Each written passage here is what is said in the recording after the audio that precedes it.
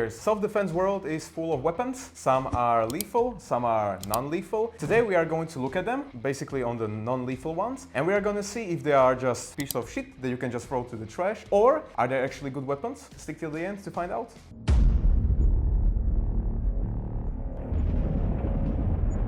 The first one is going to be alarm. Many people actually think that this is a good self-defense weapon, if we can even call it a weapon. Basically what it is supposed to do in many people's head is when there is an attacker, he will just get the alarm, turn it on,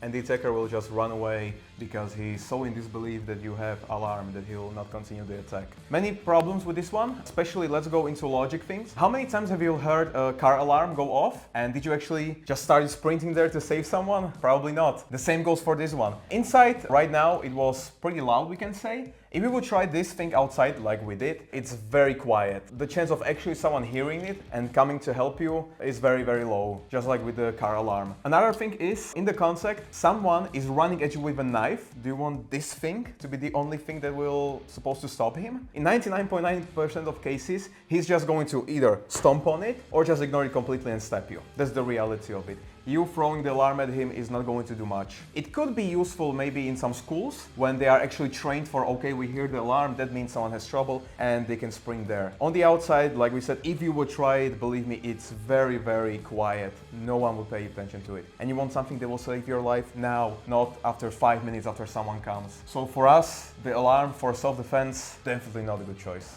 Why I said schools? It will mostly be useful when actually the students are trained for, okay, I heard the alarm, that means some girl is being raped and I can go there and save her. We are trained for it. Not many schools do, most of them don't, but in this scenario, if we really want to find some positive, maybe in a thing where school and they are actually trained for it. Another one would be, if we really want to go into details why it could be useful, is maybe once you turn it off and throw it at the attacker, he's maybe going to stop for a little while and then you can draw a weapon. Then the point is, why don't you draw the weapon right away and waste time of doing something like this? It's better to have a normal weapon than trying to do anything with this. So guys, for us, this is definitely not the weapon for you when it comes to saving your life. Another one, very common amongst people, is paralyzer. In this one, we are not talking about taser, we are talking about paralyzer. The biggest problem with this one is it's not like in movies. In movies, you'll see a guy hit someone with paralyzer and he just collapses to the ground. He's not even able to move and he's done for the next 10 minutes. Reality is, it only hurts slightly. It's not like it's going to kill you or anything. There's no immediate impact. If you have expectation from films and then you see how it works in real life, which we are going to show you in this video, there's a very big gap between it only hurts and it's actually going to stop, because this will not stop the attacker. Someone with a knife is running at me. Do I really want to count on me just hitting with a shock? To talk more about the paralyzer, there's multiple options that you can have. Of course, the voltage will be a big factor. The biggest one is how close are the electrodes actually. In this one, they are very far. It's not going to hurt as much or burn as much, but it can go through jackets. That's the advantage of this one. Second one would be something like this, a lot smaller one. When the electrolytes are a lot closer to each other, it's going to burn way more, but in the case of winter or hoodie, something, it's not going to go through. It definitely doesn't go through jacket. I have a weapon that only works in summertime, not in wintertime. There's another problem with paralyzers. If we would try and find, like with the alarm, something positive, maybe how to use it, we would just say you'd be better off just hitting someone with it. This is not the best thing for hitting someone because it's made out of plastic. It will deliver some impact, but even in a situation when someone is grabbing and you want to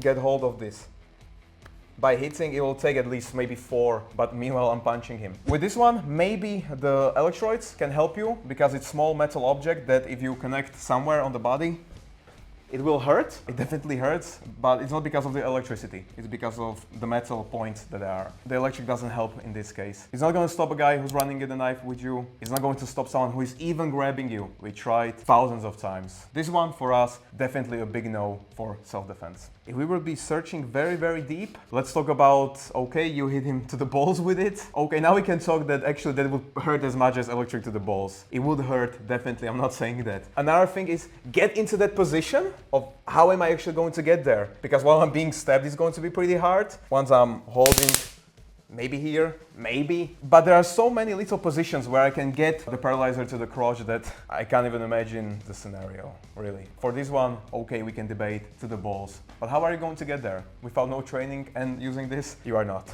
It can work maybe in some situations where you can scare off the attacker because he's afraid of the electricity. Maybe he saw the same movies as you and he will be afraid of it. We even tried it on dogs. Sometimes they were scared, sometimes they made him more aggressive. Just like in real life. Okay, he tries to threaten me with paralyzer, I'll take out my gun. What have you actually achieved with this one? In very, very small percentage, it would actually scare someone. And to count on it with your life, definitely not. Now we are getting to the weapons that can be useful. For example, this one will be pepper spray. We are not saying it's a bad weapon, but you really need to make the comparison between movies and real life. In movies, it always looks the same. He sprays me once and it's like acid.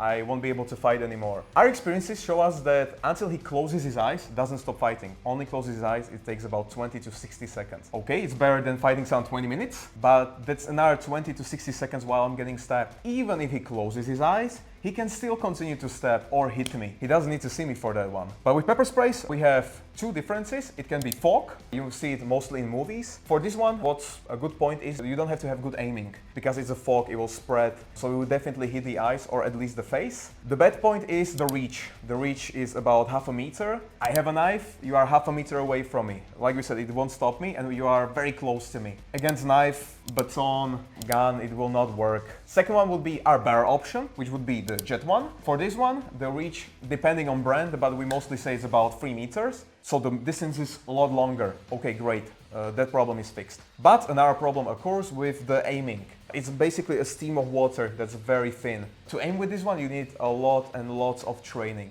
We could be saying, okay, when you are hiding behind the car and you're spraying over the car, yeah, fine. But will you do that without training? With this one, you definitely need lots and lots of training. What you may saw is the third one that we are going to talk about, which has a GPS location. For this one, the thought is okay, when, for example, my daughter or son uses it, it will send out the GPS signal to the phone that you choose.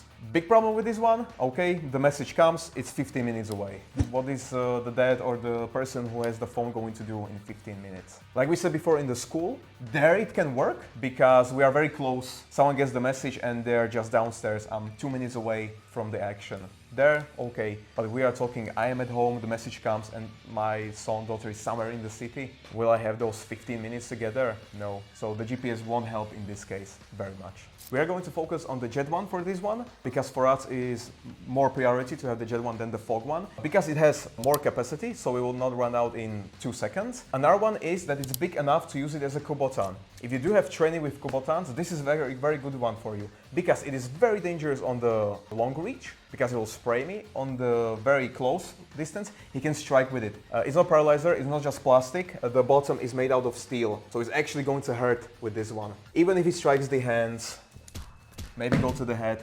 Now this one will hurt. Is it the best option against the guy who's running with a knife at me? Definitely not. And with this one you will need a lot and lots of training. Not only the draw, but then combine the long and short distance. It can be used as a good weapon if you know how to use it. So pepper spray good if you know how. If not, definitely not the best one. And like every time, you have to thinking about the tactical solution. For the pepper spray, it's mean a lot because if you wanted to use the pepper spray correctly by save your lives, let's say in the situation with the knife attack, you have to run around some car or something like this. Yeah, maybe trees, maybe some lamp, whatever. But you needed to make the distance between you and the attacker, and the car is the perfect option because you can be able to hit him, but he not be able to reach you with the knife because there's the car. This is the goal. For this, you need a little training for this type of use, but it's a perfect one how to use it.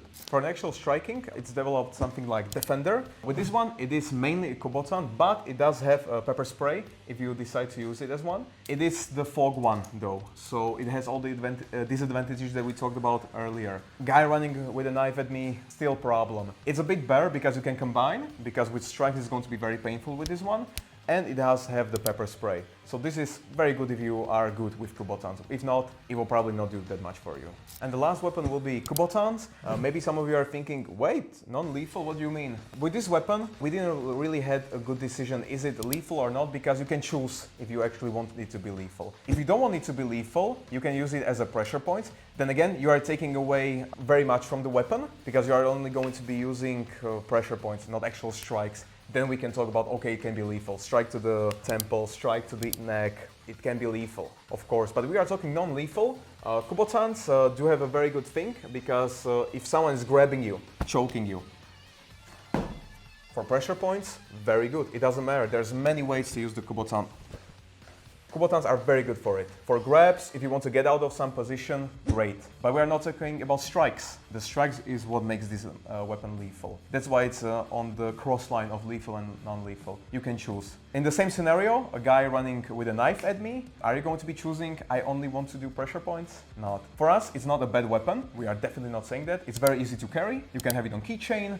It's light. It's not visible. So for carrying, very, very good. But there are definitely better options than the Kubotan. So we are not saying it's a bad weapon, but you need, again, lots of training with this one. It's not like you are just going to take it to your hand and be master with it. You need a lot of training for this one. For you, what will be very important now is to share the video with as much people as you can, because you don't even know how many girls are focusing, I have the pepper spray so I'm safe, and they don't even know how it works. The same goes for paralyzers, the alarms. That's where many people choose a weapon. I don't want to hurt someone or kill someone, so I'm just going to choose a weapon like this, and then it's not useful in real life. That's why we need you to share this video, because people can actually see, okay, I'm carrying something that will not help me in the situation. If you liked the video, please leave a massive like. Comment section is yours, so let us know maybe what weapons do you carry with yourself. Maybe we missed some. And definitely subscribe to the channel so you can see more videos like this, because next time we are going to be talking about a little bit more exciting weapons, the lethal weapons. But that's it for today. We thank you for watching, and we will see you in the next one.